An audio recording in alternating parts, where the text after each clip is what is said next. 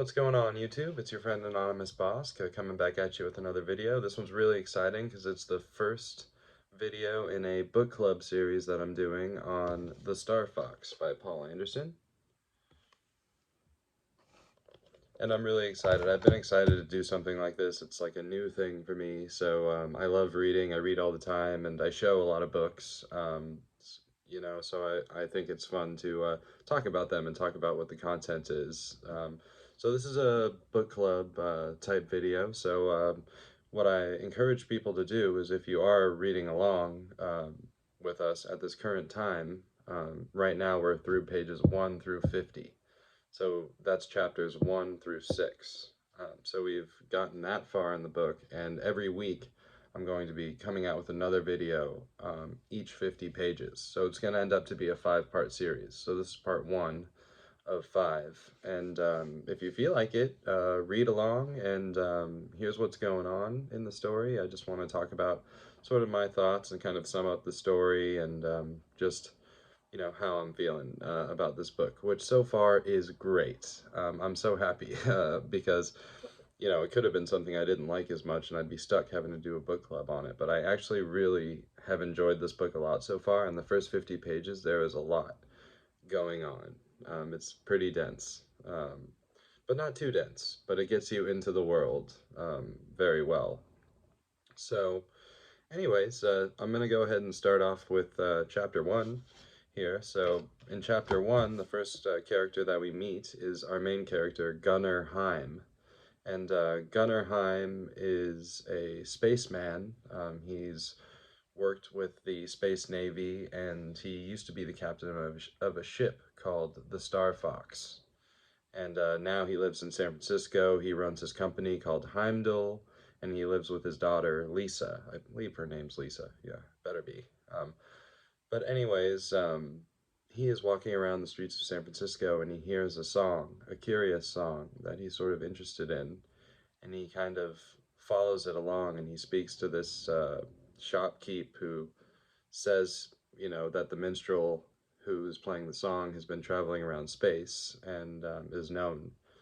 And so he kind of follows it along and follows the song and follows the guy along until he finally meets him, and the guy's name is called Vazdez, or Vadaz. Sorry, excuse me, Vadaz. The names are kind of tough sometimes, but anyways, Vadaz he meets, and at first he's kind of hostile, but then they share a drink together, and Vadaz really like loosens up and starts talking to Gunnar, and so Gunnar finds out from Vadaz that he has evidence that these people who they believed uh, had all died on a planet called New Europe, which Earth discovered not long ago, uh, that they were all actually alive and they hadn't died, and it was made to look like they had been killed. And so Gunnar finds this information very interesting, and there's an alien race called the Alaronia, and the Alaronians are sort of alien race that is known to Earth, and there's sort of discussions between the two races, and so Alaronia wants New Europe, the planet that Earth discovered, for themselves. So they're making it look like everyone there died, and so that way they can kind of swoop in and have it. And Gunnar is very against this, but the main government on Earth is like the Peace Federation. So everybody on Earth is like, in the political sphere, their main objective is peace. So they're trying to like have everything through negotiations, and Gunnar Heim, the Navy spaceman, doesn't believe that this is going to work. And so there's where sort of our conflict lies. We find out early on. So, and then in the next chapter, in chapter 2, Gunnar goes to talk with his friend, a politician, who is named Harold Twyman. And he goes and speaks with Harold Twyman, and Harold Twyman's like, you know what, man, we got to be peaceful about this. Like, the Alaronians are here, and we're talking to them, but we're not confirming that we're going to give up the planet or anything like that. And so Gunnar says, "Hey, no, actually, the people that we had on that planet are not dead. They actually just escaped and ran away into, some caves or something, and they're still there. We have reason to believe that I think it's 500,000 or maybe 1,000,000 people are there and still alive." And so um, Harold Twyman is like, "No, there's no way they're still alive. Totally, no one believes that. And if they did, you know, it wouldn't be safe, and we don't want people to, have any hostile feelings towards the Alaronians because they don't want to go to space war. That's like the main thing with the politics on Earth." And so, so I have a couple other notes about chapter two. One of them is we find out that Gunnar Heim likes pipe tobacco. And so he's all like, he's on the video call. They're not actually in the same room, him and Harold Twyman. They're on like a video call, and he's like smoking his pipe tobacco. And then actually, before that takes place, we also find out that Gunnar Heim has a daughter, and she's 14 years old, and her name's Lisa. And she's kind of not getting the best marks at school, and then she sets up a date with a boy that Gunnar despises, so he grounds her. So she's like, "No, screw you, Dad," and goes to her room, and then they get to this meeting with Harold Twyman. So, but that's a detail that's important to the story, and it just sets up that he has a daughter. Um, and then, so after he hangs up with Twyman, he has a thought like, "Man, we really don't know anything about the Alaronians, and it would be really, cool if we did." So he has an idea to meet with one of them, and that's where the next chapter comes in. Chapter 3, and this is where we meet Sinbei to Taran, who is he's like the Alaronian like representative that like speaks to people from Earth and stuff. And so basically Twyman sets up the meeting, and they kind of blindfold Gunnar and like stuff up his ears and all of his senses, and they take him to where Sinbei is. And Sinbei is a really cool character. He like when he talks, it's like he's singing, and he's like very manipulative. He like offers him a drink straight away, and Gunnar's like considers him an enemy, so he kind of is like, "No, I'm not gonna take refreshment from the enemy." And so Gunnar confronts Sinbei about the people still alive, and he's like, "Oh, I didn't think anyone really believed that. That's obviously a lie," and blah blah blah. But he kind of, through talking to him, Gunnar pretty much confirms, like Sinbei confirms that they are still alive. And one interesting part is they go walking. He's got like this forest that's like, I don't know, I kind of envision it as like a technicolored forest or something, and they're sort of walking through, and like Sinbei is like, there's a really cool description of Sinbei. Actually, the very beginning of chapter 3 is like really cool. Like, it's how Gunnar gets to, because it kind of comes out of nowhere. He's like, "Oh, and why not try to set up a meeting with an Alaronian?" And then so chapter 3 goes, "The ceiling glowed with the simulated light of a red dwarf sun, which lay like blood on leaves and vines and slowly writhing flowers. A bank of terrestrial room instruments, phone, 3V, computer, Vocuscribe, Infotrieve, service cubicle, environmental control board, stood in one corner of the jungle with a harsh incongruity. The silence was as deep as the purple shadows, unmoving. Sinbei waited." Just thought that beginning of that chapter was so stellarly written. And you go in to um, find out that Gunnar is there, and he's going to speak with Sinbei. It's so exciting. And then it describes his beautiful voice, and then here's a thing in here that describes what Sinbei looks like. And Sinbei halted. For a moment in the darkling light they regarded each other, and Heim could only think how fair the Alaronia was. a long-legged, slightly forward-leaning body, 150 centimeters tall, its chest as deep and waist as spare as a greyhound's.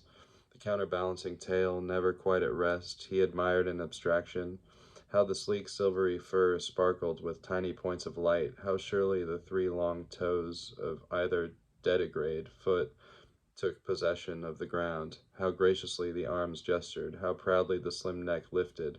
The humans were rare who could have dressed like Sinbei, in a one-piece garment of metallic mesh, trimmed at the throat and wrists and ankles with polished copper. It revealed way too much. So that was just a little description of what Sinbei and the Alleronia look like.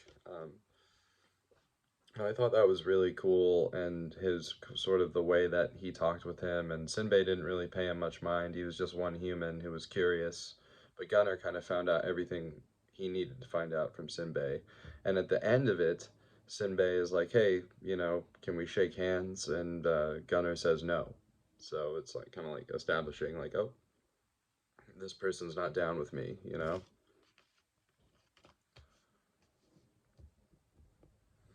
So, chapter 4, Gunnar is taken away from wherever Sinbei is, wherever his like jungle forest in the sky is. I still don't know exactly if that's some kind of space station or some floating jungle that's just sort of like, floating around in the sky. If anyone else has any thoughts on that, definitely let me know. But um, the next chapter, Gunnar goes to France, and the reason why he goes to France is because people in France are you know, a little more unruly, a little more. They're not so like down to just go with like, oh, let's appease the Alleronia and just let's just do negotiations and let them kind of. People in France are a little bit more unnerved, and he talks to this guy named Coquelin or Cocaine or Michael Coquelin, Coquelin, I guess. I don't know, Coquelin. But anyways, he goes to France and speaks with him, and he kind of lets him know what's going on. And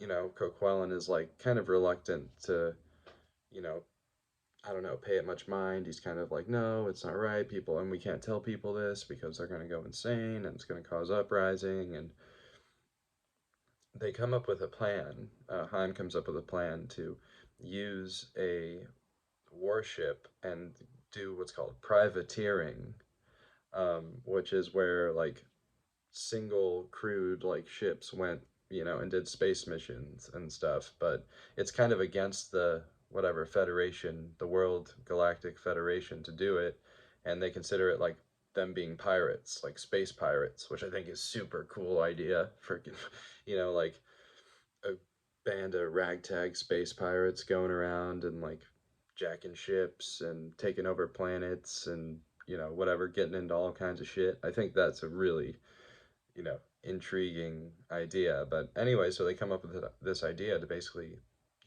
Coquelin knows a ship, and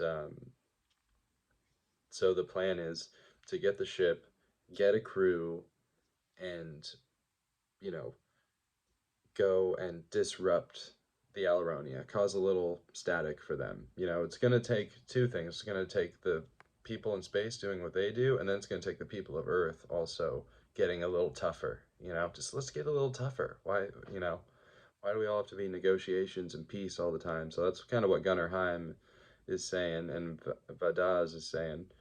So they come up with this plan. So then the next chapter moves back home to San Francisco, and we're in the kitchen with Vadaz and Lisa, and they're doing some cooking, and they're having a good old time.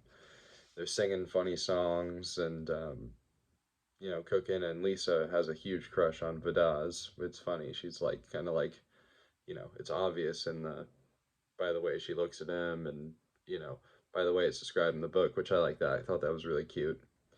And then and as they're singing a song, Gunnar comes in and he's merry as can be. And oh, Gunnar had a wife who's the mother of Lisa who passed away. I don't know much about it yet, but she has a father-in-law who who's kind of got money and also supports Gunner, and kind of also agrees that like there's something shady going on. So like he's gonna maybe play a role in it too. His father-in-law, his wife, I think it was Connie. I think her name is Connie, but I could be wrong on that. But Lisa's mother, who had passed away, who Gunnar has felt really lonely ever since then. So he comes in, he's in the greatest mood ever. They have the best. They're singing, and they have the best dinner, you know, imaginable. And Lisa's like, "Oh, what's up?" And Gunnar's like, "Hey, I can't tell you, blah blah blah." So she, merrily retires to bed, and then Gunnar and Vadaz go in the smoking room, and they kind of discuss business. And we find out that um, Gunnerheim tells a little bit more details of what the plan is and what they're going to do, and that he's got France on his side, but that he can't go because he has to be there for Lisa, and also he has to be there to run his company, because if he if he goes, there'd be no one really there to run it, and it's going to take all of his assets to like put all these things together, and get this ship and get the crew. And but Vadaz wants to go, and Gunner's like, hell yeah, go for it. So they set up the space mission to go to get a new ship, get a crew, and it all has to be done in 2 months. And they're going to go disrupt the Alaronian forces, and they're going to try to get to the bottom of whatever is going on with New Europe. And basically, the end goal is for Gunnerheim and, well, for the crew to, well, the goal is for humanity to hold on to New Europe and not let Alaronia take it. That's the goal, and Gunnerheim plays a role in that. Even though he doesn't intend on going on the space mission, which for some reason, I don't know why, I have a feeling he's going to end up going. Um, but as of right now, in chapter 5, he's not planning on going. So then, chapter 6 is great because it's sort of it's written in the way that it's like from a newspaper. And so the news story breaks out about Heim's purchase of the ship, and that they say they're just gonna go discover new worlds. So then that's one segment. Then the next one is Twyman saying, "Oh, the negotiations are with the Alaronia are still underway, and that there's no remaining people on New Europe, and blah blah blah." And then there's a story about someone getting beat up because they kind of were not down with the peace movement, and thought that, maybe we should go investigate this further. Also, there's a really interesting one where Sinbei comes and he talks and answers all the people's questions and stuff. And after that, it's like he brainwashed everyone because the kids go on like a rampage of like Alaronia, like a fad of Alaronia. They're trying to dress like him with the metal mesh, and like um, so things, he kind of brainwashes a lot of people. And then the most important detail and the cliffhanger of this whole thing is Lisa, Gunnerheim's daughter, is kidnapped. So that's where it ends. The first 50 pages. I thought it was brilliant that it ended on a cliffhanger. Um, but yeah, so that's what I gathered. There's a lot more details, in the book. It's cool how they kind of set up the world, and they set up the different systems, and um, the the Alaronia planet is in the Auroran system, so it's like a different solar system, I think. But yeah, this book has been so interesting. There's been so much going on about it, and yeah, that's sort of what I've gathered so far of what's going on. So, yeah, I hope you guys enjoyed the video, enjoyed my take on what's going on in the book. And yeah, since this is like a book club type thing, and we're going 50 pages by 50 pages, I encourage you to, whatever thoughts or observations or just anything you got, just leave it in the comments down below, and definitely I'll be down to respond to it. And it'll help me to like get a dialogue going of different small points, and it can kind of fire things in my brain. Um, and so, yeah, I'm hoping to build a bit of a discussion around it. So, anyways, that's all I got for you guys today. I hope you guys had a great day, and we'll catch you on the next one in a week from today. We'll be doing the next 50 pages, which is, let me look and see, because 50, so we're gonna start on chapter 7, and we're gonna, oh, it goes to part 2. Okay, so start up on chapter 7, and then chapter 2 of part 2. Part 2 is Arsenal Port. So we're going to be going up to chapter 2, through chapter 2 of part 2. So that's going to be the next 50 pages. So chapter 7 of where we are until chapter 2 of part 2, which is the next 50 pages. So, all right, well, we'll see what happens. It's been a really intriguing start so far. I've been enjoying it a lot, and hope you guys have too. If you're reading along, or if you haven't read along, I recommend it. It's really cool. It's a really well written, and the story is really good. So, anyways, all right, that's all I got for you. You guys have a good one. Later.